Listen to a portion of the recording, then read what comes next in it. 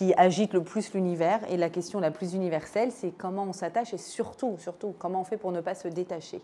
C'est surtout ça, parce que s'attacher à la limite, on est un certain nombre à y arriver, mais comment est-ce qu'on fait pour maintenir cet attachement et ne pas se détacher, comment, au gré des épreuves, au gré du temps, au gré de toutes sortes d'événements qui peuvent arriver et qui font que cette attache n'est pas aussi forte. Et pour parler donc de l'attachement, alors on parlera même de l'attachement avec les enfants, de l'attachement dans l'amitié, mais on aura un focus particulier sur l'attachement dans le couple. Et pour cela, quoi de mieux que d'aller chercher le verset où Dieu crée l'attachement. On va dire quoi ? Dieu a créé l'attachement. Il y a un verset qui s'appelle « Vayomer Elohim » et Dieu a dit qu'il y ait l'attachement dans le monde. Eh bien oui, il faut juste réussir à le percevoir dans les versets. Il y a un verset qui fabrique le premier attachement. Et évidemment, où Hachem fabrique le premier attachement, à votre avis ? Au moment de la création du premier couple. Avec le premier couple, Dieu crée le premier attachement. Évidemment, puisque Ève et Adam vont se marier, il y a intérêt à ce qu'ils soient attachés l'un à l'autre. Alors c'est très intéressant parce que la Torah, quand Hachem crée le premier couple, il ne crée pas l'amour. On aurait pu s'attendre à ce qui est écrit, la création de l'amour. Et en fait, il crée l'attachement. La Torah parle d'amour. Ve'ahavta. Ve'ahavta l'ereacha kamocha. Tu aimeras ton prochain. Ve'ahavta et Hachem, Elokecha. Tu aimeras Hachem. Mais quand Hachem crée le premier couple, on va assister au premier date de l'univers. C'est sympa quand même. Et je vais vous raconter les dessous du date. Quand on assiste à ce premier date, on assiste à la création du premier attachement de couple. Et finalement, en réalité, ce grand mystère qu'est l'amour, c'est quoi aimer ? L'écrasante majorité du monde confond désir et amour, par exemple. Mais l'amour, c'est rien d'autre qu'un attachement qui dure dans le temps. C'est ça l'amour, finalement. Et donc Hachem crée le début de la notion d'attachement avec le premier couple. Allez, go, on regarde nos psukim et on découvre comment Hachem crée l'attachement. Vous vous rappelez de l'histoire ? Dieu crée un truc bizarroïde qu'on ne connaît pas, ni vous ni moi, on n'a jamais vu ça, un truc qui s'appelle masculin-féminin, qui s'appelle Adam. Je ne sais pas ce que c'est, et peu importe, c'est un concept. Une fois qu'il a créé cette chose masculine-féminine, il dit « Ah l'otov, c'est pas bon là, ça va pas du tout. » Hop, Adam lui-même, il se dit « Ça va pas, je peux pas, je me suffis à moi. Non, j'ai besoin d'un face-à-face. » Hachem dit « Ok, dodo. » Anesthésie, Vayapel Tardema, dodo, il fait dodo, Vaïchan, il s'endort, et Hachem, pendant le sommeil, pendant cette anesthésie, lui prend un de ses côtés, pas une côte, hein, attention, c'est une erreur, un côté, quel côté ? Le côté féminin, forcément. Il prend le côté féminin, il rajoute encore quelques petites... ça, voilà, il met des petites épices sympathiques, et... Produit fini, Isha. Et c'est pas tout, Hachem l'amène à Adam. Premier date, quand même. Donc il l'amène à Adam pour qu'Adam découvre ce premier date. Réaction d'Adam. Il est là. Waouh! Moi j'appelle toujours ça waouh. Zot hapa'am. Alors là, j'en peux plus. Pour le coup, parce que Hachem lui avait présenté ce qui existait dans le monde, donc il avait fait le tour du monde, le safari, la jungle et tout, nul. Il voit la femme, il fait Zot hapa'am. Alors là, pour le coup, c'est bon, c'est ça, c'est elle. Pourquoi c'est elle ? Donne-moi des infos, Adam, parce que des fois, moi, je reçois des jeunes filles, des jeunes hommes, et ils me disent non, c'est pas trop grand, trop petit, trop grosse, trop là, c'est pas bon, elle est tunisienne, elle est marocaine. Voilà, et là, alors c'est pas que ça. Et là, il dit waouh. Pourquoi waouh ? Ah, il justifie, c'est ça qui est intéressant. Il justifie pourquoi waouh.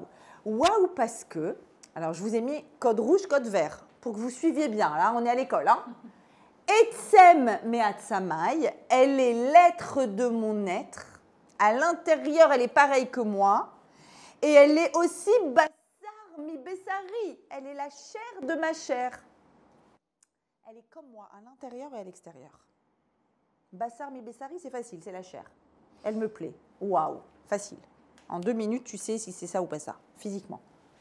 Nickel. Mais avant de dire ça, alors lui, Adam, il était un peu plus fin que ceux d'aujourd'hui qui disent « montre-moi une photo ».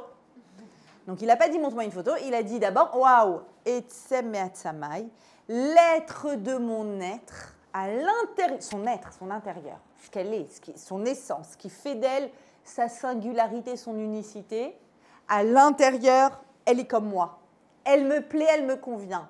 Et elle est bassar mi bessari, je vais l'appeler Isha, parce que tu es pareil que moi. Moi, je suis Ish, alors toi, tu es Isha. Toi et moi, c'est pour la vie. Magnifique. Le date de Adam, relaté par la Torah, elle relate quand même que ce qui est fondamental pour tout le reste de la création du monde.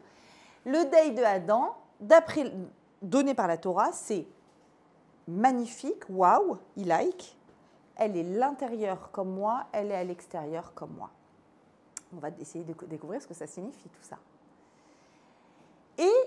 Et puis là, une fois qu'il est fou de joie et qu'il a nommé Isha, donc c'est bon, le mariage est fait, Hachem reprend, pour ainsi dire, la narration de la Torah et dit « Alken, c'est pourquoi ». T'as lu le date?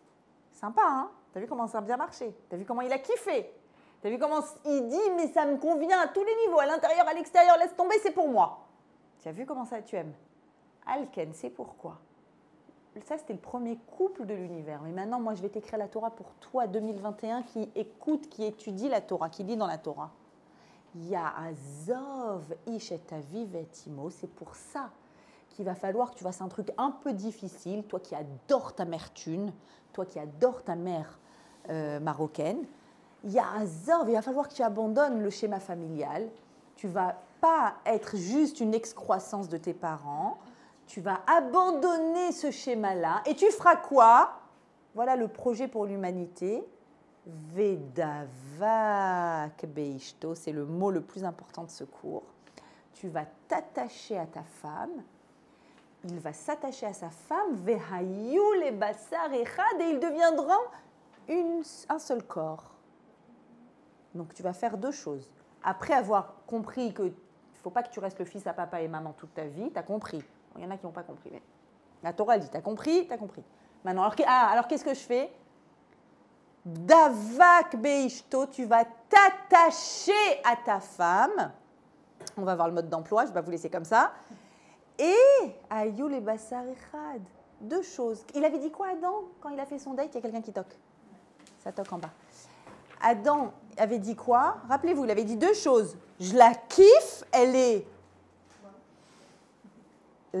l'essence de mon essence. Et deuxième chose, la chair de ma chair, intérieur, extérieur. Hachem vient et dit, ben, très bien, tu sais quoi? Ce que tu as vécu, c'est le projet pour l'humanité. Tu devras faire deux choses. Une fois que tu as compris que papa, maman, c'est fini, tu devras t'attacher à elle, première chose. Deuxième chose, t'unir à elle. Deux choses en parfaite symétrie avec les deux choses qu'a dit Adam lors de son date. On est d'accord? Il a dit à l'intérieur, elle est pareille, à l'extérieur aussi, elle est comme moi. Elle est pour moi. Magnifique. De là, Hachem vient et dit, bah, c'est exactement ça le projet. Le projet, c'est de s'attacher et de s'unir. Et je vous rappelle que là aussi, l'ordre dans lequel la Torah le donne, d'abord s'attacher et après s'unir. Ce n'est pas exactement ce qui se passe dans la rue de nos jours. Souvent, ils s'unissent avant de s'attacher, mais bon. Et il est évident que dans la Torah, on s'attache et on s'unit. Comment on s'attache? S'unir, ce n'est pas compliqué. Comment on s'attache? Comment je fais pour m'attacher à toi? Comment je fais pour rester attaché? Des fois, je peux être assez attachée pour passer sous la choupa. Ah, on est attaché, on veut se marier. Très bien, tu es passé sous la choupa. Maintenant, la vie, elle commence, la vraie vie. Pas le voyage de noces, la vraie vie. Les factures, l'appart, la maison, le travail, combien de temps tu passes au travail, combien de temps tu passes à la maison, la grossesse, pas la grossesse, la vie. Comment je continue à m'attacher? Comment cet attachement devient encore et encore et encore plus solide? Waouh! Là, il y a un projet exceptionnel. Projet de la vie. Je dis, c'est le projet de l'amour, parce que l'amour n'est rien d'autre qu'un attachement qui dure et qui dure et qui dure, évidemment un attachement qui dure, c'est un attachement qui est de plus en plus solide par évidence, puisqu'on est attaché. Alors imaginez un nœud, il s'attache. Maintenant, s'il est encore plus attaché, encore plus, après, wow, pour dénouer ça, vas-y, tu peux pas dénouer ça. Et l'amour, c'est ce nœud qui est attaché, attaché, attaché, et qui peut résister à tellement de choses, à toutes les épreuves de la vie, ça peut résister. Quand la tâche, elle est solide. Comment je fais ce mot, un mot dans la Torah, Vedavak beishto. Vous savez qu'en hébreu moderne, devek, c'est quoi? C'est de la colle. Mais la colle, comme dans la pub, elle existe encore la pub où il est attaché il a les pieds au plafond, ça existe encore? Comme ça. Bon, vous savez de quoi je parle. La colle voilà, que tu peux t'attacher les pieds au plafond. Comment on fait pour être attaché comme ça? Davak beishto. Comment on fait pour avoir un lien tellement fort que ça correspond à l'objectif de la Torah de Vedavak beishto? Alors, je veux savoir c'est quoi Davak. Je veux savoir comment je fais Davak. Le projet de la Torah, il me plaît, je veux ce projet. Comment on fait? Là, la Torah, elle me raconte que c'est ça le projet d'Hachem. Je veux savoir comment je fais. Alors, Davak, c'est un mot qui existe à une autre occurrence dans la Torah. Il y a un autre endroit où la Torah, elle parle de Davak. Et dans cet autre endroit, elle ne parle pas d'un homme et d'une femme. Mais elle parle d'un attachement très, très puissant aussi. Et ça va m'aider à comprendre comment on s'attache. L'autre endroit dans la Torah, c'est juste après le don de la Torah. On a reçu la Torah, on est au Sinaï. Et Moshe nous raconte, dans le 5e livre de la Torah, dans le 4e chapitre, il nous raconte, vous vous rappelez le Sinaï? Vous vous rappelez, vous avez vu, il y avait le chauffard, il y avait le tonnerre, il y avait les éclairs, et Hachem, il t'a donné la Torah, et t'as dit Naaseh Venishma, et t'as pris toute la Torah, et la Torah, c'est ton mode d'emploi, et tu as promis, tu as juré d'accomplir cette Torah. Et là, Hachem, il s'est adressé à toi, et il t'a dit, Ve'atem, Hadvekim Ba'Hachem, c'est un des plus beaux bassos de la Torah. Enfin, je dis ça toutes les semaines, mais vraiment. Ve'atem Hadvekim Ba'Hachem, Chaim Kulchem Hayom. Et vous qui êtes attachés, c'est traduit, vous êtes restés fidèles, vous qui êtes attachés en réalité, vous êtes attachés à Hachem, Chaim Kulchem, c'est ça la vie. Sachez que vous êtes vivants, éternellement vivants, par votre attache à Hachem. Ça veut dire quoi être attaché? Est-ce que spontanément, si je vous dis, quelle est ta relation avec Hachem, tu vas dire, oh, je suis attachée. Tu ne vas pas dire ça. Tu vas dire, je suis pratiquante, tu vas dire, je suis croyante, tu vas dire, on m'a transmis des valeurs à la maison. C'est quoi, je suis attachée à Hachem? C'est ça le mot. Le mot, c'est attaché. Comme il n'y a pas de hasard, aujourd'hui, j'avais ma petite ravruta sur le Tanya. Et mon mari et moi, on étudie avec le Rav de Miami. Et on est, par hasard, mais il n'y a pas d'hasard, on est tombé sur un chapitre qui parle de la dvekout. C'est incroyable, ce soir, je vais faire court là-dessus. La dvekout, il dit, pour atteindre la dvekout à Hachem, un attachement, vraiment on sent, en hébreu encore plus on le sent, il y a un attachement puissant, puissant, puissant. Pour atteindre cette dvekout, comment on s'attache? En faisant la volonté d'Hachem. Et d'ailleurs le contexte là-bas dans Dvarim, c'est n'oubliez pas de faire mes mitzvot, n'oubliez pas les chukim, n'oubliez pas les mishpatim, faites les mitzvot que je vous ai ordonnés. Les faire parce que c'est la volonté d'Hachem. Des fois je comprends, des fois je ne comprends pas. Je sais Hachem c'est le mode d'emploi du monde. Quand tu fais les mitzvot et qu'en plus, non seulement c'est déjà très bien de faire les mitzvot, mais qu'en plus tu les fais avec une intention, la kavana. La kavana, ça vient du mot kivun, une direction.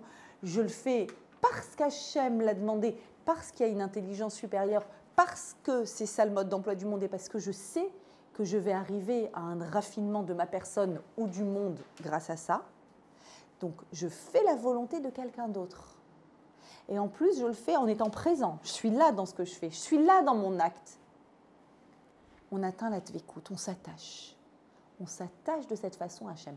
Comment je vous définirai notre attachement à Hachem à travers le fait que c'est important pour nous des mitzvot. Il y a des mitzvot pour lesquels on est encore plus sensible que d'autres. Tout dépend justement de notre investissement dans cette mitzvah. Et puis, c'est vrai qu'on a des moments où il faut profiter de ces moments, des moments un peu spéciaux, où notre Neshama se réveille, ou se révèle, et je ne sais pas comment dire, on est en Wi-Fi à ce moment-là. Alors, pas souvent, malheureusement, mais on a des moments, moi je pense par exemple à une tfila très spéciale que depuis, je n'ai pas réussi à faire la même tfila, mais c'est vrai que le contexte était spécial. C'était le début, il y a 1 an et quelques, le début du corona, où les médecins nous ont annoncé pour mon papa, qui est Baruch Hashem, un miraculé, Baruch Hashem.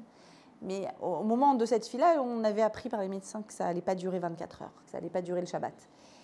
Et là, qu'est-ce que tu fais? Tu prends ton livre de prière. Et je me suis découverte en train de faire une tfila, en ascenseur spirituel, connexion Wi-Fi. J'avais l'impression d'avoir le trône d'Hachem devant moi.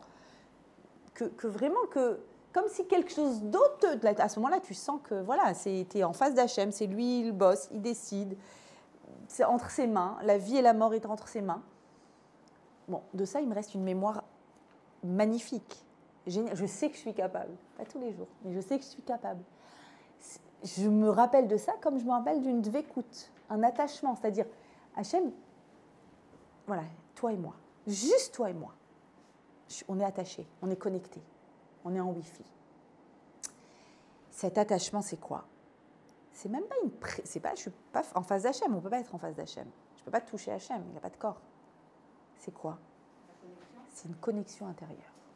C'est mon intériorité qui se connecte avec quelque chose de transcendant, de spirituel. Ça, vous voyez tout de quoi je suis en train de parler, parce que tout le monde a eu des moments de connexion très forts sous la choupa. Souvent, tu sens la shrina, en salle d'accouchement. Comment ne pas donner cet exemple? En salle d'accouchement, tu es en mode shrina plus plus. Tu sens que c'est pas du tout toi qui fais ça, même si on a bien bossé, c'est sûr. Mais tu sens qu'il y a quelque chose, une transcendance absolue qui est là et qui est en train de faire le boulot pour toi. Ça, ces moments-là qu'on a, tu sais très bien que c'est un attachement, c'est une proximité qui dépasse complètement l'ici, le maintenant et le corps et le matériel. C'est du 100% spirituel. Donc la dvékout, c'est un lien d'attachement. Et c'est un lien d'attachement qui me connecte à toi, même quand je ne suis pas en permanence avec toi. Je suis connectée à toi. Et en fait, je ne peux pas envisager mon existence sans toi. Je ne peux pas l'envisager. C'est un lien intérieur. C'est pas on est ensemble pour. C'est un lien intérieur. Même si on n'est pas côte à côte géographiquement, on est ensemble. Quand tu n'es pas à côté de moi, je sais que tu es à côté de moi, comme pour Akadosh Baruch Hu. Ça vous paraît fou d'envisager ça dans le couple? C'est le même mot. C'est le même mot. Dvékout. Même quand tu n'es pas à côté de moi, tu es avec moi. Alors que nous, on est... Attends, je vais prendre l'air. Je te laisse là. Tu sais quoi, je vais aller me balader dehors un petit peu.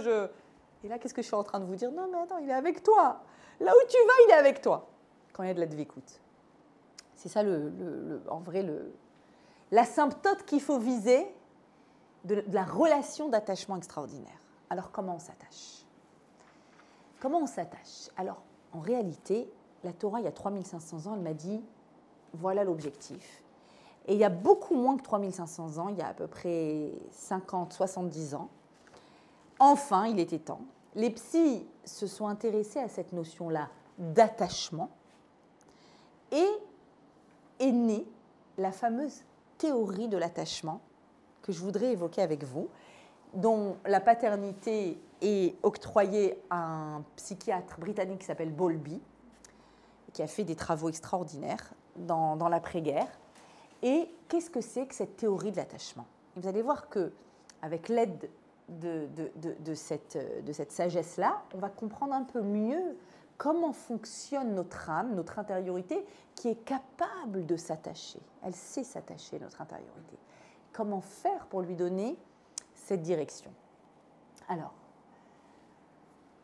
Bowlby, pour que vous compreniez comment est née la théorie de l'attachement, bon, déjà, dès les années 30-40, mais je vais vous dire, sur les 3500 ans depuis le don de la Torah, ça reste du récent, mais dès les années 30-40, on a des psychiatres qui repèrent dans les hôpitaux américains des orphelins en manque de contact physique et en manque de contact émotionnel, et ces orphelins meurent en masse. Ils ont de la nourriture, ils ont un toit, ils ont une couverture. Ils sont en manque de contact physique et émotionnel. C'est-à-dire qu'il n'y a pas une maman qui vient et qui, au premier réveil, au biberon du matin, voilà, en yiddish, quoi. Et il y a un psy qui s'appelle David Lévy, de cette époque, David Lévy, qui est le premier à utiliser le terme de famine émotionnelle. Une famine émotionnelle. Et cette famine émotionnelle chez l'enfant va créer un retard de croissance. Je pense que quand je parle de famine émotionnelle, aujourd'hui au niveau du couple, largement, on sait de quoi je parle quand on parle de cette famine. Et donc Bowlby, lui, donc il grandit en Angleterre. Il est élevé dans une famille très bourgeoise, il est élevé par des gouvernantes. Et bon, il a le droit de venir à table qu'à partir de l'âge de 12 ans et que pour le dessert, donc éducation super stricte. Et il faut savoir que lui, à son époque, la psychiatrie qu'il apprend et la psychanalyse, il est après Freud. Ce qu'il apprend, c'est qu'on ne fait cas que de l'inconscient, du fantasme, des projections. Tout ça, c'est intéressant. Lui, il dit, attends, son premier travail, c'est après la guerre, l'OMS l'envoie et il lui demande d'enquêter sur les enfants de la guerre. D'accord ? On est juste après la guerre, donc il enquête sur les enfants de la guerre. Et il arrive évidemment à cette conclusion évidente que les enfants ont un besoin absolu de démonstration d'amour et qu'ils ont besoin de démonstration d'amour comme ils ont besoin de nourriture. La nourriture, ça nourrit le corps, Bassar mi Bessari. La démonstration d'amour nourrit Etsem Meatsamai. Et quand il dit ça dans un monde qui parle que de l'inconscient et des projections, vous comprenez bien, Kalachnikov, on ne t'écoute pas. Tu dis n'importe quoi. À son époque, quand il s'exprime, dans les années 50, tu dis n'importe quoi et toute sa théorie est rejetée. Et en plus, on va dire, mais ça va pas ou quoi ? Démontrer de la tendresse à un enfant, tu sais ce que ça fait ? Ça fait des enfants dépendants. Ça fait des enfants pas autonomes, qui vont pas grandir. C'est pas bien. Ils tombent, ils se relèvent. C'est quoi ce Nabibès ? Ça va pas ou quoi ? N'importe quoi. Tu dis des bêtises. Et en 51, il va faire un petit film où il filme une petite fille de 2 ans qui a une appendicite, qui va à l'hôpital et on n'autorise pas les parents, dans les années 50, on n'autorise pas les parents à rester à l'hôpital 1 heure par semaine. Le Moyen-Âge, on dirait. Hein. Non, c'était il n'y a pas longtemps. Et il montre son angoisse, etc. Et suite à ça, même ça personne n'accepte sa théorie. Et ce qui va faire qu'on accepte sa théorie, c'est quand il va faire des études poussées, il va vraiment faire une enquête avec une étude scientifique. Et dans cette étude, c'est quoi l'étude qui va faire donc le passage et que le monde va être d'accord qu'un enfant, pour l'instant on parle de l'enfant, qu'un enfant a besoin d'être attaché à ses parents, d'avoir une figure d'attachement sécurisante pour grandir en bonne santé psychique, physique. C'est quoi ? C'est une expérience toute simple où une maman rentre avec son enfant. Donc évidemment, la maman a rempli un questionnaire et donc on sait si c'est une maman très affectueuse ou pas très démonstrative. On sait. Elle rentre dans la pièce. Dans cette pièce, il y a un psy. Et en fait, on lui demande au bout de quelques minutes de sortir sans son enfant et de revenir au bout de 2-3 minutes, de rester avec son enfant et de refaire de nouveau de sortir. Et on filme la réaction de l'enfant.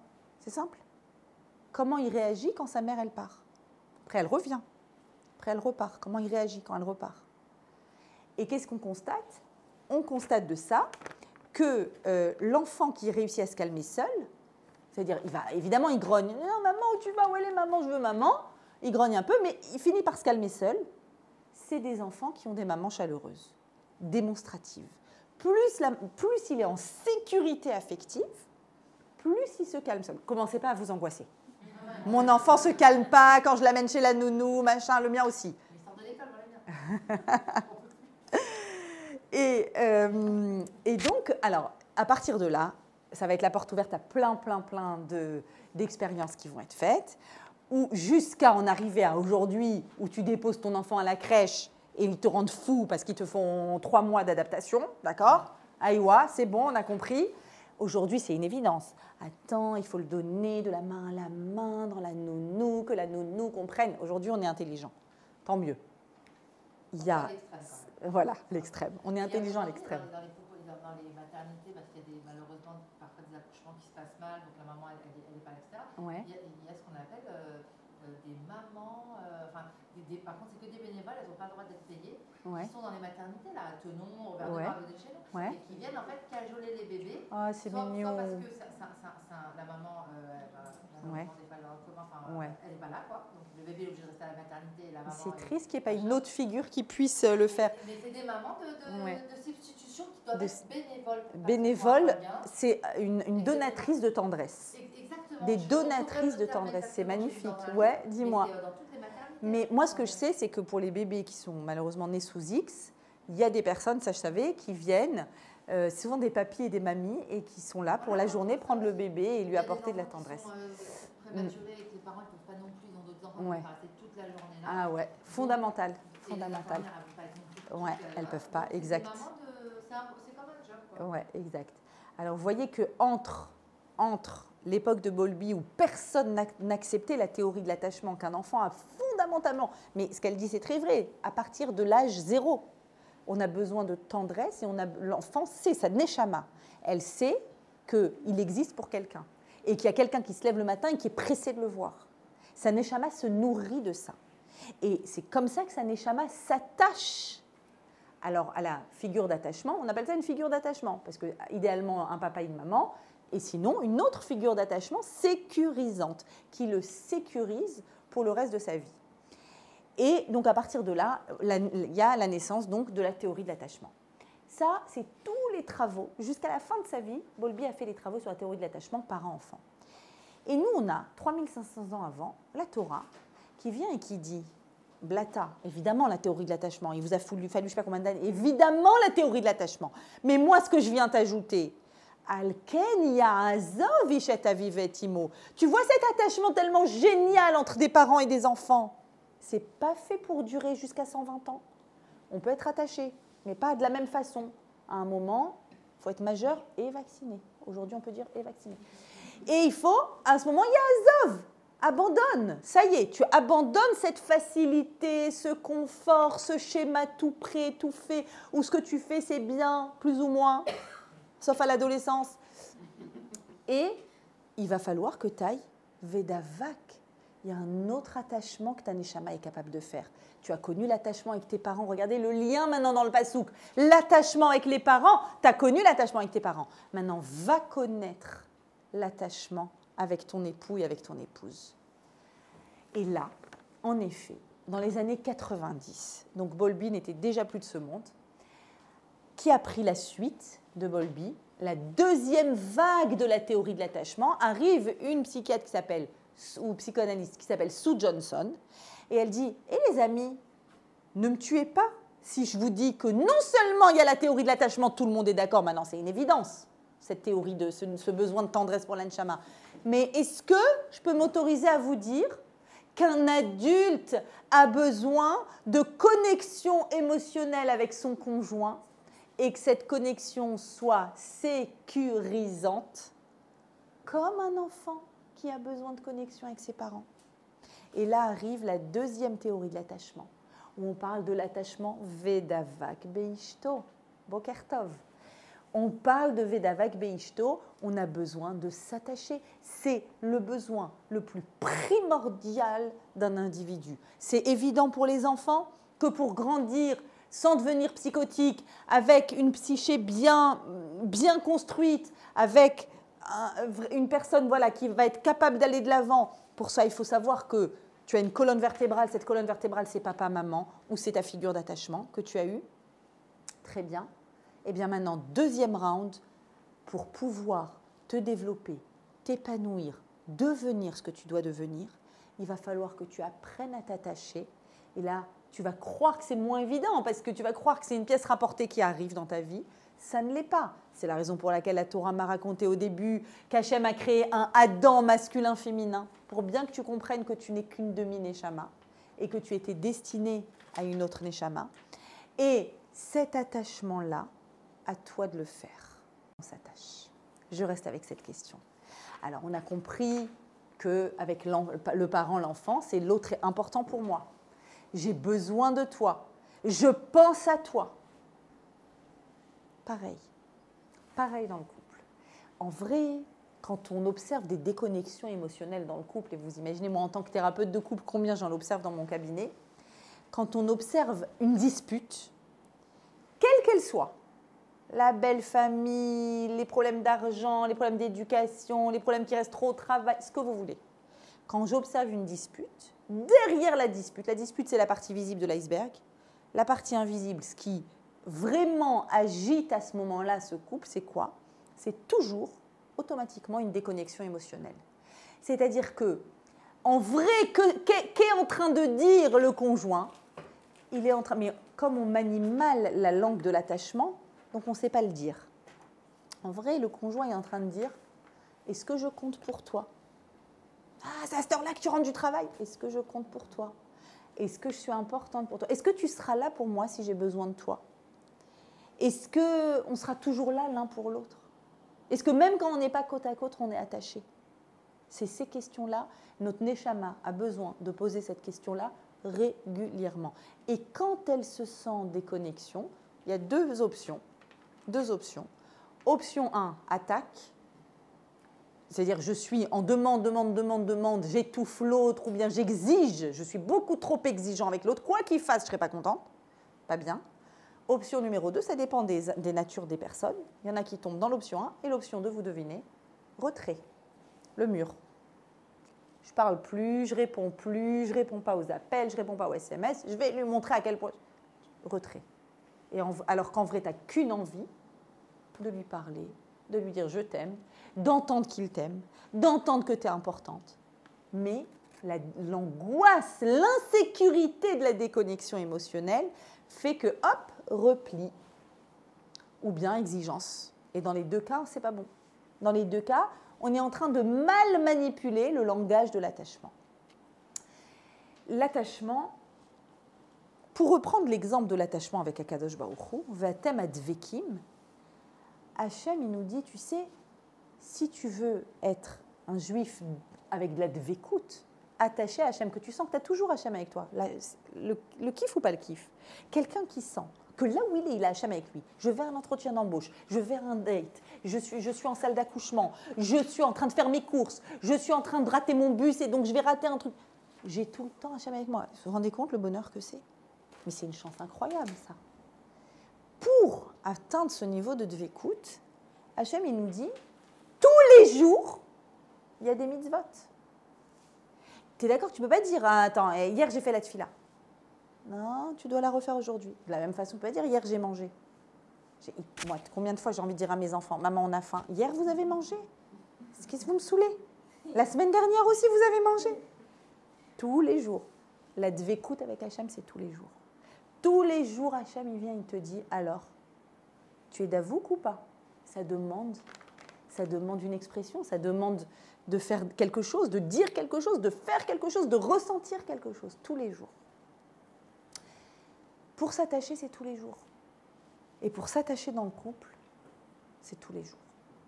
Alors, évidemment, c'est tous les jours des expressions d'attachement, mais la Torah est venue m'imposer de travailler l'attachement.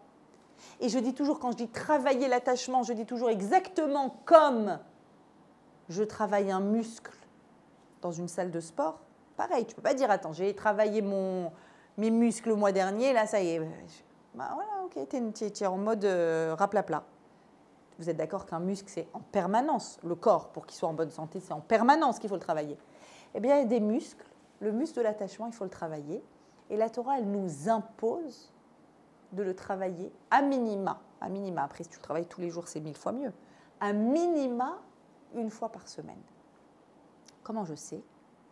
Il y a une mitzvah qu'on doit faire, nous les femmes, une fois par semaine, toutes les semaines, obligatoire, et qui n'est rien d'autre que le fait de travailler l'attachement. Vous devinez laquelle?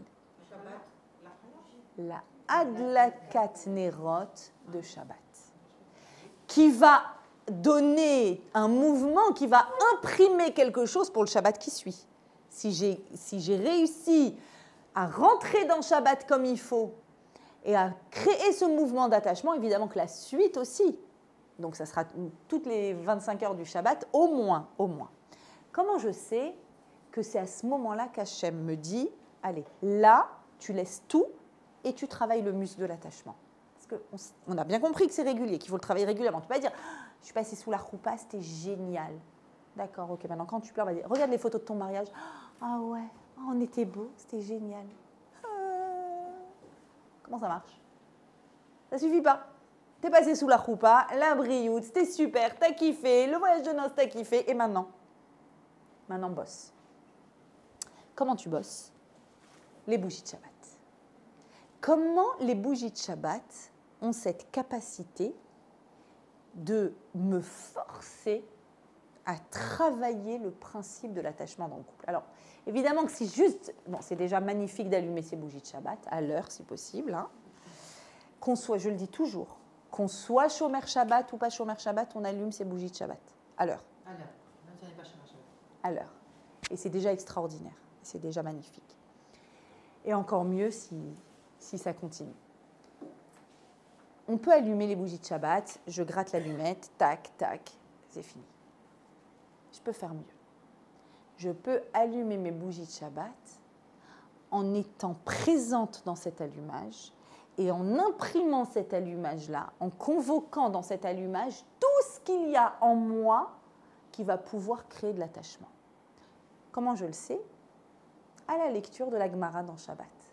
La Gemara dans Shabbat me dit pourquoi je dois allumer des bougies de Shabbat et elle me dit aussi comment je dois allumer des bougies de Shabbat. Et je ne sais pas comment ça se fait qu'on n'enseigne pas ça davantage. Alors moi j'ai des fois quelques mitzvot où je suis fan. C'est mon best-of.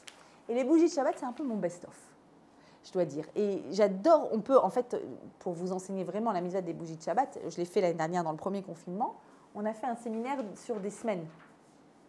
Des semaines et des semaines d'études, l'allumage des bougies de Shabbat.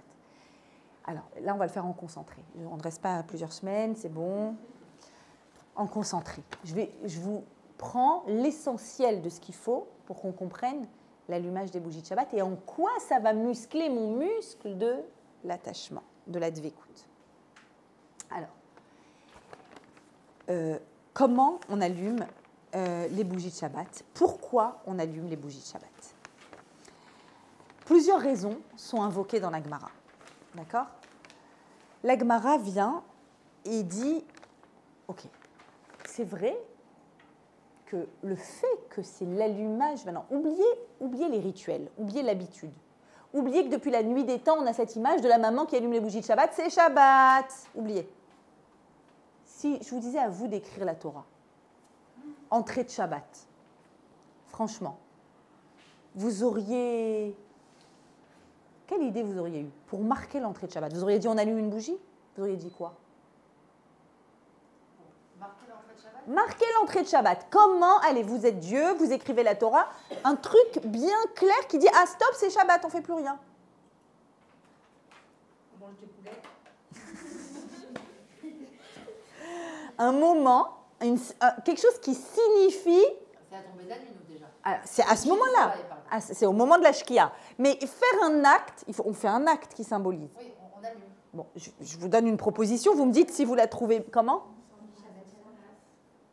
On peut se dire Shabbat Shalom, mais quelque chose, voilà, pensez que vous êtes dans votre pavillon, vous avez des enfants qui sont encore en train de faire des mélachot au premier étage ou dans le jardin, alors, on allume les bougies, on sent, ça c'est parce que tu es habitué à ça. Je vous fais une proposition, vous allez voir que c'est tellement plus évident. On sonne du chauffard. C'est pas plus simple? Et en Israël, quand rentre Shabbat, il y a quoi? Il y a une sonnerie. Maintenant, pourquoi il y a une sonnerie? Pourquoi il y a une sonnerie? Parce que on est bien d'accord que l'écoute, elle va plus loin que la vue. La vue, c'est que pour ceux qui sont dans cette pièce. Maintenant, moi je vous dis concrètement, je suis dans un pavillon. Quand j'allume les bougies, je crie « J'allume les bougies !» On est d'accord? Le fait d'allumer les bougies, vous êtes habitué à ça. Mais instinctivement, ce n'est pas la première idée qui vient quand il faut marquer un stop. Deuxième question, nous allumons les bougies.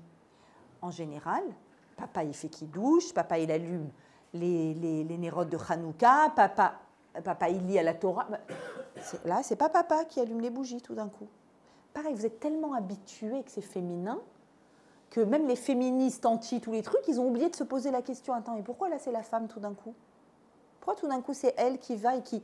Ce moment, la Kedusha, c'est l'entrée de la Kedusha, c'est l'entrée de la Neshama Yetera en moi. C'est moi, femme, épouse juive, qui suis responsable de ça, responsable de cette lumière-là dans le monde. Pourquoi une lumière? Vous êtes avec moi? Alors, première raison, dit la Gemara, tu sais pourquoi la Gemara dans Shabbat, page 23, dit c'est à nous d'allumer la lumière. Pourquoi? Elle a éteint la flamme de Adam. Alors, on parle de Ève et qui a incité Adam, c'était le Nachash qui avait incité Adam, et donc on est devenu mortel. Donc, comme on a eu une implication dans le fait que l'humanité est devenue mortelle, donc, et comme il est écrit Ner Hashem Nishmat Adam, c'est un verset dans Michelet, la Neshama, notre intériorité, ce qui s'attache à Hashem, ce qui s'attache à l'autre, Etzem Atzamai, l'être de mon être, c'est quoi? C'est ma Neshama. La Neshama, c'est quoi? C'est quoi la Neshama? Le roi Salomon dit Ner Hashem, une bougie de Dieu. C'est l'image qu'il nous donne. Pas la lumière de Dieu. La lumière de Dieu, c'est plus éloigné. La lumière, c'est ce qui émane. Une bougie, ça veut dire c'est un tout petit peu de l'infini. La lumière de Dieu, c'est l'infini. L'infini.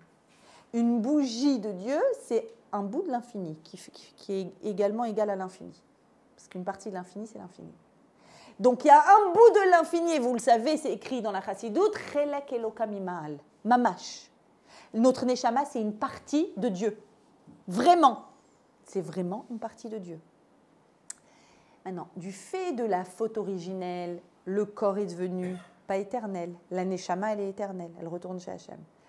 Elle a éteint, c'est-à-dire elle a rendu l'homme pas éternel. Et donc, qu'est-ce qu'elle va faire? Elle se doit donc de l'allumer chaque vendredi soir. Donc, en fait, toi, tu crois que tu allumes une bougie, mais en fait, tu es en train d'allumer quoi? L'intériorité de ton époux. Soit dit en passant, il y a écrit, elle se doit de l'allumer. Hein. Moi, j'ai rien dit. Chaque vendredi soir, regardez la suite. Regardez la suite. Je vous promets que je n'ai pas pris ça d'une série télévisée hollywoodienne. Je vous promets que je l'ai pris, ça c'est le Zohar HaKadosh. La Gemara dans Shabbat, c'est juste après. Comment tu dois l'allumer? Comment tu fais pour l'allumer? C'est une vraie question. En réveillant la flamme du feu amoureux qui se trouve en elle envers son mari. S'il vous plaît, je reprends. En réveillant la flamme du feu amoureux. C'est dès le premier Shabbat de ton mariage. En réveillant. S'il y a écrit en réveillant, le Zohar HaKadosh sait que la tendance, c'est que ça s'endort. On sait de quoi on parle. Tu dois réveiller ça. C'est pour ça que je vous parle de musculation. On se remuscle. Tu dois réveiller ça. Et comment tu le réveilles? Tu le réveilles en allumant une flamme qui ne correspond à rien d'autre qu'à sa Neshama. Éternel, il ne l'est pas. Toi non plus, tu n'es pas éternel. Sa Neshama est éternelle. Pour que sa Neshama puisse briller, c'est-à-dire que le corps soit un kéli pour donner la possibilité à son intériorité de se dévoiler, ça dépend de qui? De toi. Tu te rends compte ou pas? Ça dépend de toi. Comment tu l'allumes? Et pourquoi Isha?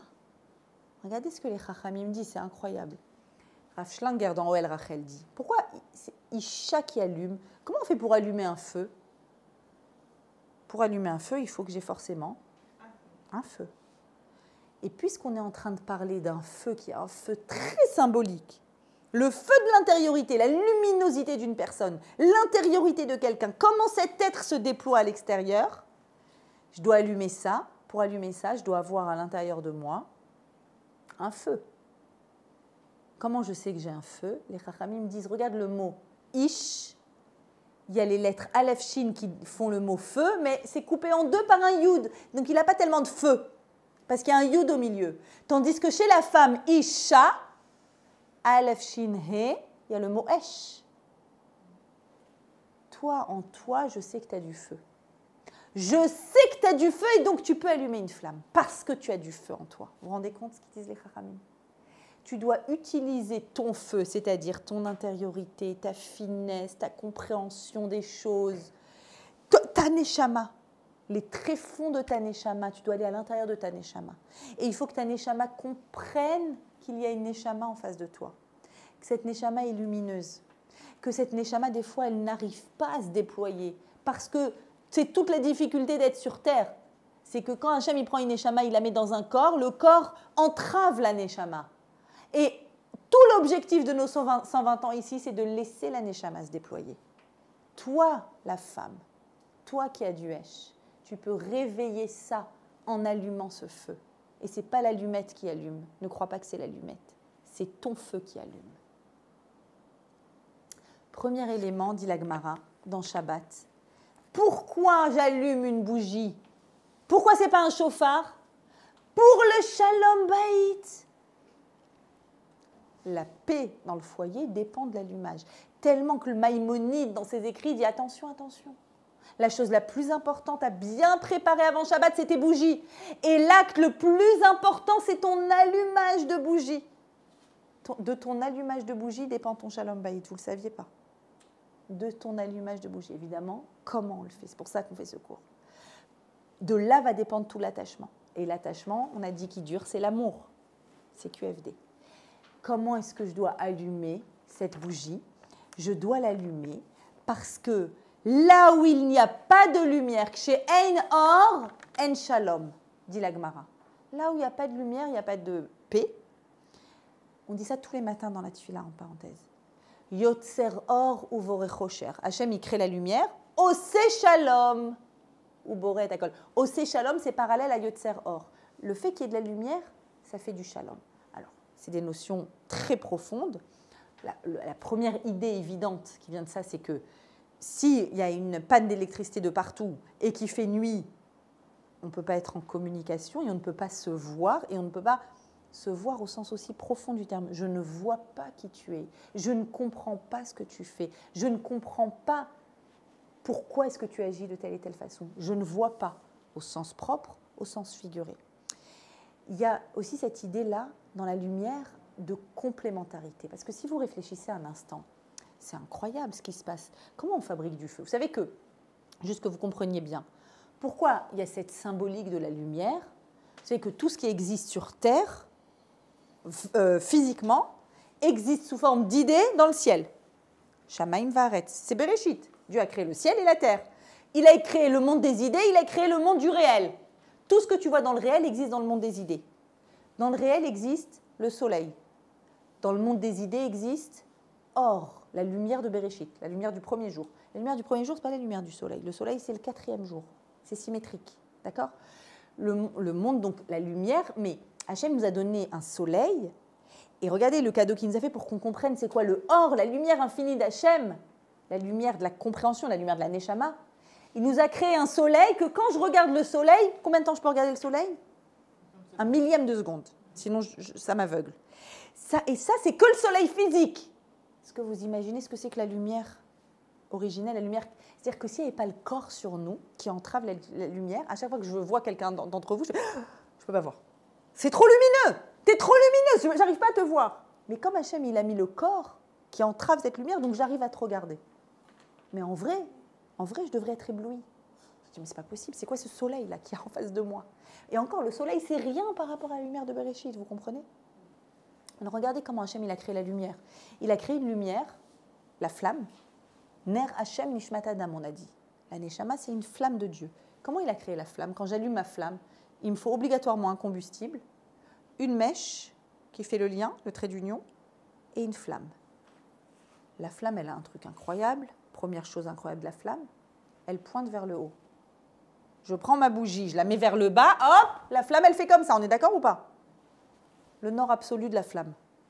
Je veux là-haut. Je veux du sens. Autre élément incroyable de la flamme, je veux l'attraper, je ne peux pas. On a tous essayé quand on était petits. On a essayé d'attraper la flamme, ça ne marche pas. Pourtant, elle est là, elle est visible. Même l'air, je peux l'attraper, je peux souffler un ballon. La flamme, je ne peux pas l'attraper, c'est impossible. C'est la transcendance, c'est-à-dire c'est une image dans le monde d'ici du fait que il y a quelque chose en moi qui cherche de la hauteur. Et qu'est-ce qui est le plus incroyable? C'est qu'entre cette flamme et ce combustible, il n'y a aucun rapport. Il y a la mèche qui fait le lien, mais toi, le combustible, il s'use, il est visible, il est palpable, Et la flamme, mais comment? Dites-moi, vous vous entendez bien tous les deux là? L'huile, moi j'imagine toujours l'huile et la flamme avec des dialogues entre les deux. Au moment que j'allume mes bougies. Et l'huile qui dit, bon, la flamme, ça va, t'es OK, c'est bon, je te donne... Et la flamme qui dit, et toi, ça va, tout va bien? Vous entendez tous les deux? Toi, tu lui donnes de l'énergie, toi, tu lui donnes de la lumière. Ils s'entendent à merveille. Quelle complémentarité entre ces deux-là. La flamme, elle est là quand j'allume mes bougies de Shabbat pour dire, tu crois que quoi? Tu crois que c'est facile pour eux deux de s'entendre? Ils ont décidé de s'entendre. Ils ont dit, toi, tu me donnes ton combustible, moi, je te donne ma luminosité, à nous deux, on va faire de la lumière. C'est beau ou pas? Fais pareil dans ton couple. Donne ce que toi, tu as. L'autre, il va donner ce que lui, il a. Ensemble, vous allez faire de la lumière. C'est ça, le couple. C'est cette notion-là. Et Rashi, sur cette Gemara, nous donne une information magnifique. Il dit, pourquoi, alors, là où il n'y a pas de lumière, il n'y a pas de paix. Pourquoi? Rashi dit, tu sais pourquoi? Sheholer venir chal.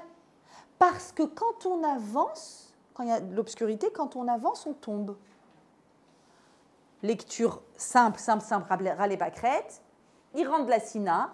J'ai pas allumé les bougies de Shabbat, il n'y a pas d'électricité parce qu'on est Yachasra. Il arrive, c'est tout noir, il y a les Legos des enfants par terre, il marche, il tombe. Oh, t'aurais pas pu ranger les Legos? Aïe, c'est ça que dépend le sommeil. Lecture un peu plus raffinée, un peu plus profonde. Chez Roller Venirchal, on vient d'expliquer que toute cette idée d'allumage, c'est je t'allume à l'intérieur. J'allume notre complémentarité. J'allume la réalité de nous deux, l'un avec l'autre, qui peut fabriquer une lumière. Et j'ai une lumière, j'ai un feu, j'ai du Hesh pour allumer ça. Je suis capable d'allumer, je suis capable de l'éteindre aussi. Tout ce qu'on est capable en positif, on est capable en négatif. On va se concentrer sur le positif ce soir. Je ne vais pas vous mettre la rama. Ce n'est pas encore le 17 Tammuz. Et donc, j'ai cette capacité d'allumer. Ça veut dire quoi? Chez Roller, avancer. Il avance et il chute. Ça veut dire que ma capacité, c'est de lui éviter de tomber. Parce que dans la vie, on avance. On a des objectifs. On fonce. On veut s'accomplir. On a un nouveau projet d'une boîte, on a envie de s'associer avec un tel, on avance. Et si toi, l'épouse, tu n'arrives pas à lui montrer les embûches de la vie, comment? Avec cette lumière que tu allumes, tu vas l'aider à voir plus clair. Il va voir les embûches de la vie. Tu vas l'aider à éviter de chuter. Parce qu'ici, Rachid dit, tu sais, dans la vie, c'est presque inévitable de chuter. Parce qu'on ne voit pas tout. Parce que le visible, c'est très peu par rapport à ce qu'il y a vraiment. Et donc, on peut ne pas voir les embûches et les problèmes de la vie, et boum, je me les prends en pleine face. Mais toi, avec la lumière que tu allumes, tu lui évites de tomber. Donc, premier travail du muscle de l'attachement. Le vendredi, je sais que, hop, j'ai du Hesh. Ce Hesh, je vais l'utiliser pour allumer un Hesh, en sachant que, non, il ne peut pas tout seul. Sinon, il le ferait. Il a besoin de toi pour allumer ce Hesh. Parce que lui, sa Neshama, il n'arrive pas seul à faire confiance à sa Neshama de se déployer au maximum. Sa mère, elle a fait ce qu'elle pouvait, jusqu'à 18, 20 et quelques. Elle a essayé de lui donner les outils, mais après, il n'y a qu'une femme qui peut lui dire « Voilà ta Neshama. Voilà comment elle se déploie. Voilà ce qu'elle est capable de faire. » Et attention, il y a des embûches. Attention, ne tombe pas ici, ne tombe pas là. Et tu sais quoi, toi et moi, on est complémentaires. Deuxième travail, toujours à de la Katnerot. Deuxième travail, pourquoi on allume? Dit toujours la Gemara, Vekarata la Shabbat oneg. La Torah dit, et le Shabbat sera pour toi un oneg, un kiff, ta'anoug. Ta'anoug, c'est à l'hôtel, le soleil, le kiff, tu profites, une semaine par an, c'est tes vacances, tu kiffes. Ta'anoug, oneg. Oneg Shabbat. Vous savez qu'il y a Shomer Shabbat. Tout ce que je fais pas pour préserver le Shabbat, ne pas utiliser l'électricité, ne pas faire les courses, Et il y a Oneg Shabbat, c'est une autre mitzvah, c'est Zachor Veshamor. Il y a 2 mitzvot. Il y a tout ce que je fais pour Shabbat. J'achète des beaux habits, je me maquille, je mets une belle nappe, je fais des mets extraordinaires. En général, c'est intéressant de voir. Dans la transmission du Shabbat, les personnes les moins pratiquantes, elles n'ont pas gardé le shomer Shabbat. Ils n'arrivent pas à se retenir d'eux, mais ils ont beaucoup gardé quoi? Oneg Shabbat. La belle table, la daf, la pkela, le oneg Shabbat. Le oneg, c'est le kiff de Shabbat. Et c'est très important. Au moins la moitié de Shabbat, c'est très important, ça. Et c'est l'odeur et c'est ce qu'on transmet à nos enfants aussi. Oneg Shabbat, ça vient en opposition, le kiff du Shabbat, en opposition avec Amal. Amal, c'est la souffrance. C'est les 6 jours de la semaine. C'est vas-y, bosse. Lève-toi le matin, envoie tes mails, parle aux fournisseurs, fais ce que tu as à faire. Omel. Shabbat, c'est Oneg.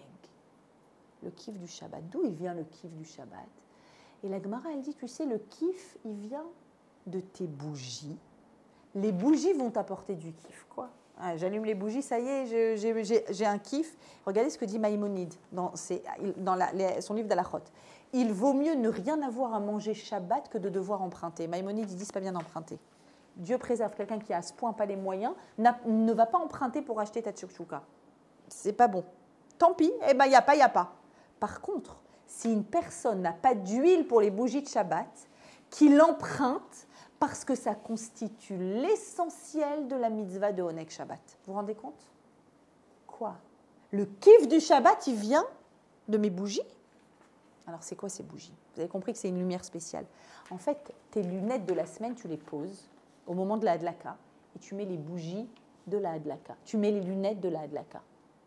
Oneg Shabbat, c'est quoi? Dans la condition humaine est écrit à l'intérieur de nous le principe de l'effort et du travail. Adam la amal yulad. On est né pour bosser. Ça veut dire que si j'ai atteint le rêve de mon rêve, au début j'avais un objectif, je veux monter un centre dentaire. Tu vois pas qu'il a explosé, j'ai ouvert un deuxième, un troisième, c'est pas moi mes amis. Un cinquième, un huitième, un. J'ai plein de centres dentaires. Waouh, tu as de quoi nourrir ta famille, tes enfants, tes petits-enfants, Dieu bénisse. Tu t'arrêtes? Est-ce que tu t'arrêtes? Il ne s'arrête pas. Pourquoi il ne s'arrête pas? Parce que c'est inscrit dans la condition humaine qu'on est né pour travailler. La flèche. J'ai des objectifs, je veux et je projette et je vais faire comme si et je vais courir derrière ça. Et le problème de la condition humaine, c'est qu'à force de se fixer des objectifs, qu'est-ce qui se passe? J'aimerais que. On n'est jamais satisfait.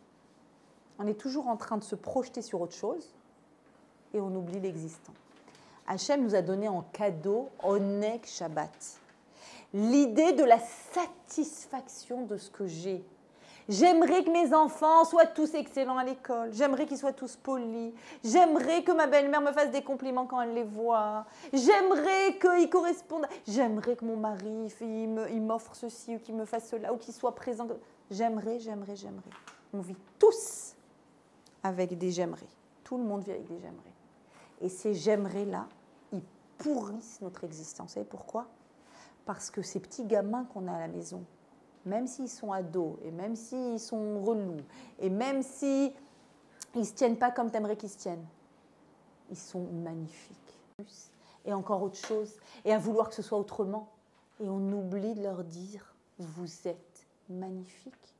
On oublie de dire à notre conjoint, tu me remplis. Ah, mais j'aimerais, et j'aimerais, oui. Mais pareil, c'est comme avec le travail, t'aimerais. N'empêche que là, c'est l'heure de Shabbat. J'ai arrêté, j'ai éteint mon ordinateur alors que j'avais des mails hyper importants à envoyer. Il n'y a pas, c'est Shabbat, stop. Ah, j'aimerais, non. Maintenant, tu vas t'arrêter, tu vas allumer une bougie qui va t'apporter une lumière sur quoi? Sur ce qu'il y a dans cette maison. Au moment de ton allumage des bougies, dès ce vendredi soir, devoir, obligatoire, au moment où tu allumes tes bougies, tu vas dire, ok, qu'est-ce que j'ai? Maintenant, je vais voir ce que j'ai. Et j'ai beaucoup. Je vais voir ce que j'ai de magnifique. Je vais voir ce qui fonctionne. Ah, t'aimerais que ton mari rentre plus tôt du travail. Mais dis-moi, il est travailleur. Est-ce que tu t'es rappelé de lui dire qu'il est travailleur? Qu'il est fiable? Qu'il t'apporte de la sécurité? Est-ce que ça, tu dis, ah, mais j'aimerais que aussi il pense à me faire, je peux mettre un nouvel habit, même pas il remarque, et il s'en fout, et il dit pas, et il est ailleurs, et il est indifférent. D'accord, c'est sûr qu'il y a encore des choses à travailler. On a 120 ans. Mais sur ce qu'il y a, est-ce que tu sais t'arrêter et regarder ce qu'il y a? Et ça, c'est le travail fondamental de l'existant. Et pourquoi c'est nous qui allumons?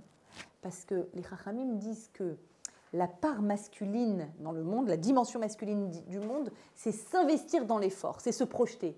Et la dimension féminine, qui est le cercle, c'est l'existant. Savoir se régaler de ce qui existe. Fondamental. Et tu le contagies. Parce que lui aussi, il va dire, ah, quoi, c'est ça que tu as appris à l'école, et même pas tu connais, et on paye l'école juive, et même pas tu, et même pas... Hé, regarde ce qu'il y a. Regarde ce qu'il est capable. Regarde ce qu'il sait faire. Et le dernier, peut-être le plus important des trois, enfin, je ne vais pas donner d'hiérarchie, mais fondamental, c'est quoi?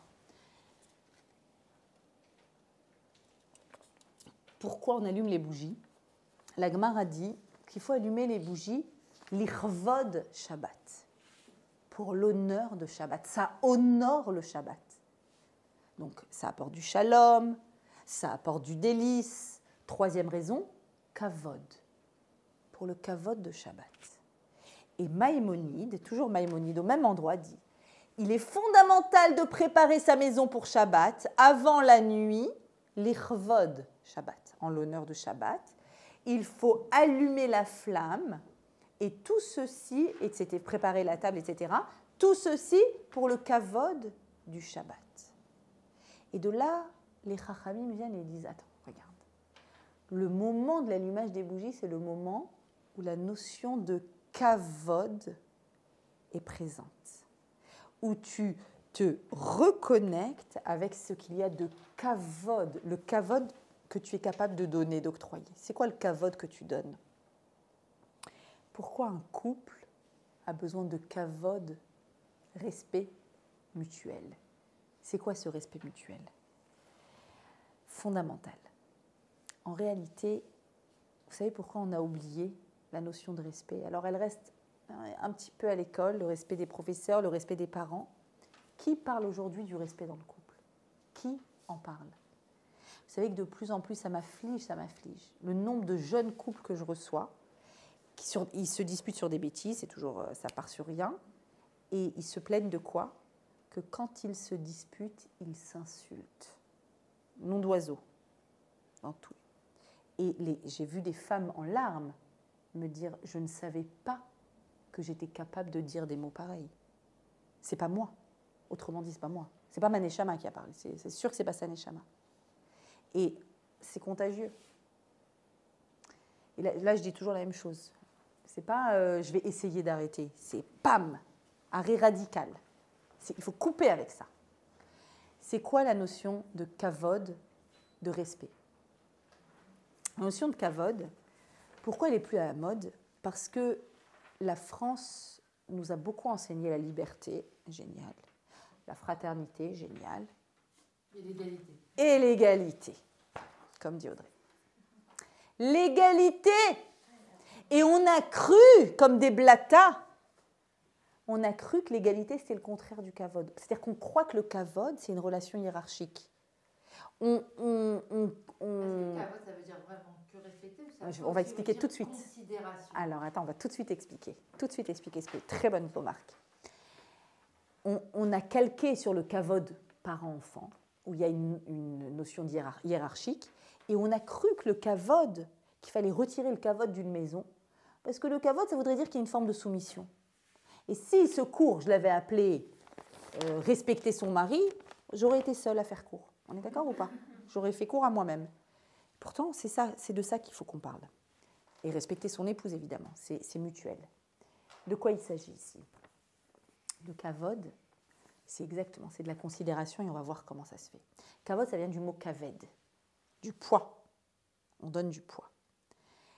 Comment se met en place une relation de kavod entre deux personnes? Et là, pour que vous compreniez bien, on va sortir du couple 2 minutes et on va se poser la question de l'attachement, puisque le kavod, c'est une condition sine qua non pour s'attacher. On va parler de l'attachement avec notre meilleur ami, fastoche. Là, c'est clair qu'il n'y a pas de notion hiérarchique, ça ne serait pas ma meilleure amie. Ce n'est pas ma patronne, ma meilleure amie. Je demande à chacune ici de réfléchir à sa meilleure amie. Pourquoi elle est devenue ta meilleure amie? Pourquoi votre meilleure amie est votre meilleure amie? C'est une vraie question à se poser. Pourquoi c'est elle? J'étais au séminaire et moi, mes meilleurs amis du séminaire jusqu'à aujourd'hui, c'est mes meilleurs amis. Et de l'école, mes meilleurs amis. Et que, quand j'ai une très bonne amie et que tout d'un coup, voilà, dans mon nouvel environnement, j'ai emménagé au Rincy. Ah, elle est trop sympa celle-là, ouais, voilà, et on va au sport ensemble et on cuisine ensemble et on se raconte des délires ensemble. Moi, je cuisine pas. Je peux te donner un exemple pour vous. Ah, comment tu me connais trop bien. De ouf. Non, en fait, je prends des conseils de cuisine. Mais ça ne veut pas dire que je les applique. Pourquoi c'est ma meilleure amie? Pourquoi? Parce qu'elle me comprend et je la comprends. Ok. Qu'est-ce qui fait? Ah, vous me donnez des raisons superficielles là. Je veux des raisons fondamentales. Je veux évidemment qu'on passe un bon moment. J'ai appris à la connaître, même si c'était hier. Même si c'était hier. J'ai appris à la connaître. Je l'ai connue par rapport à une situation. Quand par exemple, nous, très bien. On a un nouveau quartier ici. Voilà. Donc j'ai appris à la connaître et en apprenant à la connaître, j'ai découvert que quoi? J'ai découvert quelque chose à l'intérieur de mon être, on est d'accord? Est-ce qu'on est d'accord que ce n'est pas parce qu'elle est belle? Bon, facile, d'accord. C'est pas pour ça. Donc il y a quelque chose en elle qui me touche. Il y a ce feeling, c'est ça le secret de ce feeling, les amis. Vous vous rendez compte comme on est superficiel? Il faut qu'on se pose les vraies questions. Mon ami est mon ami parce que j'admire chez elle des choses et ces choses-là sont inspirantes pour moi. Et moi, je ne suis pas capable, par exemple, justement, moi qui ne cuisine jamais, je vais chez elle, il y a toujours des tables de dingue, et elle fait cavode à ceux qui viennent de dingue, et elle est organisée, et moi je suis désorganisée. Et je dis, mais comment tu as réussi à t'organiser? Toi aussi, tu as les enfants, tu as les autres, tu travailles, tu cours, comment tu peux t'organiser? Moi, je suis tellement désorganisée. Je m'inspire de toi. Tu me hisses. Alors, je ne vais pas être comme toi demain, mais j'aime voir chez toi quelque chose qu'il n'y a pas chez moi. Vous remarquez, réfléchissez, vous verrez que vos copines ne sont pas du tout vos clones. Pas du tout. Que peut-être toi, ça te saoule quand on te demande de rendre service, et elle est toujours là. Et tu te dis, mais elle est incroyable celle-là. Mais à aucun moment, tu as envie de lui dire, débrouille-toi. Tout le temps, tu es là et tu es... Waouh! Comment tu fais ça? Comment tu fais pour gâter tellement et être tellement généreuse? Comment tu fais pour être... Tu es tellement souple. Et moi, je suis rigide et je suis carrée. Et il faut que tout soit à l'heure et que tout soit... Il faut que je prévoie tout à l'avance. Et toi, en 2 secondes, tu vas, tu organises, tu fais, tu t'adaptes. Et même quand ça ne marche pas comme tu voulais, tu rigoles. Moi, je ne rigole pas quand ça ne marche pas comme je veux. Waouh, tu m'inspires. Et donc, je te respecte. Je ne suis pas soumise, je te respecte. Je respecte la particularité, la singularité qui est la tienne et qui vient à l'intérieur de moi compléter d'une certaine façon quelque chose qui ne se trouve pas en moi. Mais qui se trouve un peu en moi, parce que si j'ai été sensible à ça, c'est que ça réveille en moi quelque chose et que j'aimerais, et je te demande des conseils. Ah, et comment je peux faire pour lâcher prise? Moi, je suis tout le temps rigide, toi, t'es souple. Vas-y, donne-moi un conseil pour lâcher prise. Et ça va être génial, parce que dans nos échanges, il va y avoir quelque chose d'extrêmement fertile. Eh bien, c'était facile d'en parler avec la copine. Avec le conjoint, c'est pareil. Mais qu'est-ce qu'on croit? On est blata. On croit, avec notre copine, on arrive à lui dire « Ah non, moi, j'arrive pas du tout à me détendre, je suis hyper coincée, je suis hyper rigide sur les principes. » Avec ta copine, tu arrives à lui dire « Vas-y, dis-moi des conseils pour... » Avec ton mari, tu crois que quand tu viens et tu lui dis « J'arrive pas à faire un budget, j'arrive pas à être stricte avec le petit, j'arrive pas à... » je vais montrer une fragilité et il va l'utiliser contre moi. Et tu crois qu'il va l'utiliser contre toi. Alors qu'en réalité, si le mécanisme du couple se met en place naturellement, l'autre, c'est mon meilleur ami aussi. C'est mon meilleur ami. Dans les Brachot, j'ai dit, tu es mon meilleur ami. En tant que meilleur ami, tu peux me dire comment je fais pour appeler le service après-vente et ne pas me faire avoir que, parce que moi, tu sais très bien que je ne sais pas comment on prend le téléphone, et toi, tu es des... Mais je te fais confiance, tu ne vas pas venir me voir et me dire, t'es nul, mais t'es débile ou quoi? Mais c'est pas débrouiller. C'est pas ça. Tu vas venir, tu vas me dire, mais évidemment. Et le kavod, c'est quand je viens et je valorise, j'aime utiliser ce terme, je valorise ce qu'il y a de particulier chez toi. Donc, qu'est-ce qui se passe? Quand on rentre dans ce mécanisme-là, je te valorise, tu me valorises. Qu'est-ce qui se passe à partir de là? À partir de là, chacun sait qu'il a une place exceptionnelle dans le cœur de l'autre. Ce qui est de spécial chez moi a été repéré par l'autre. Il y a une place pour ça chez l'autre. Et je l'aide ou l'inspire. Peut-être je ne l'aide pas, peut-être je l'inspire. Ou peut-être juste je suis ça et tu es ça. Mais tu as repéré et tu l'as verbalisé. Repéré, verbalisé, valorisé. Les 3 merveilles du kavod. La femme, moi je parle de la femme en moderne d'aujourd'hui. 2021, moi je trouve qu'elle ne sollicite pas beaucoup son mari. Absolument. Elle veut. Absolument. Bon, d'abord, je suis d'accord. Je suis d'accord avec toi. Alors, j'en reviens à l'attachement, tu te rappelles? À être parfaite. Du coup, elle ne va pas dire je ne sais pas, comme moi, remplir aucun papier d'inscription à l'école, ni organisme, ni à quoi que ce soit qui peut ressembler à un dossier de qui que ce soit. Voilà. Idem. On ne va pas le dire. Et du coup, et l'homme, et en même temps, accepter que l'homme il est complètement différent de la femme, c'est-à-dire lui, l'homme, c'est pas méchant. Hein. Non, mais c'est vraiment pas méchant ce que je dis. Hein. On est d'accord, on parle de complémentarité. Non, je fais le fil de ce que je vais dire. Moi, tu le demandes, mieux il se porte. Mais c'est pas méchant. Hein, alors, si tu le sollicites, tu vas le faire. Voilà, il faut solliciter. Alors, ce qu'on a dit tout à l'heure, vous vous souvenez que quand on a parlé de l'attachement, on a dit qu'au début, Bowlby, son attachement au niveau des enfants ne s'est pas passé, parce qu'on a dit, attention, ça va faire des enfants dépendants. Attention, il faut qu'ils soient autonomes. Et alors qu'en réalité, qu'est-ce qu'on remarque? On remarque, alors il y a une étude, ça, je ne vous l'ai pas dit, cette étude, une étude qui a été faite d'AFCA par des chercheurs israéliens, qui ont dit que si on se sent attaché, alors les personnes qui sont attachées, on a découvert qu'elles sont moins en colère quand il y a une dispute. Il y a des disputes évidemment, mais ça réveille moins de colère. Ils ont une bonne image d'eux-mêmes. Ils sont plus curieux dans la vie et ils ont plus de facilité à se remettre en question. Regardez tout ce que ça donne. Et le dernier, pour toi, plus on est capable de demander de l'aide à l'autre, plus on saura se débrouiller seul. Plus quelqu'un est attaché, plus il est capable de demander de l'aide. C'est paradoxal, hein? Plus je suis attachée, plus je demande de l'aide, plus je suis capable de me débrouiller seule, en réalité. C'est pas parce qu'on est autonome que nous sommes indépendants. Ah. La femme, elle peut être autonome, on est des femmes autonomes. Ah, complètement. Et pourtant, mais c'est une dépendance. Alors, on va parler. Très bien. Bowlby demande d'être indépendante alors que exactement ce que tu dis.